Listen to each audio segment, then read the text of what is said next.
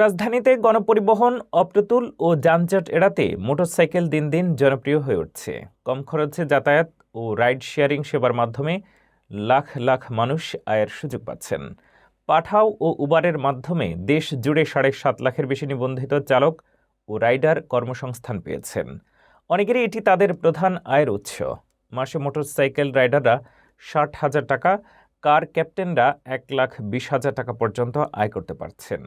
তবে চালকরা অভিযোগ করেন, উবারে ২৫% এবং পাঠাওতে ৫ থেকে ২০% কমিশন কর্তনের কারণে আয় কমছে। চুক্তিতে রাইড করা বাড়তি সুযোগ, খরচ এবং ঝুঁকি নিয়ে আসে। শ্রম সংস্কার কমিশন রাইড শেয়ারিং চালকদের শ্রমিক হিসেবে স্বীকৃতি ও কমিশন ১০% করার সুপারিশ করেছে।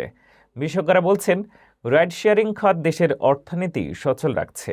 সরকারের সুদৃষ্টি এবং ন্যায্য নীতিমালা চালু হলে আরও বেশি মানুষ উপকৃত হবে এবং এই সেক্টরের টেকসই উন্নয়ন সম্ভব হবে।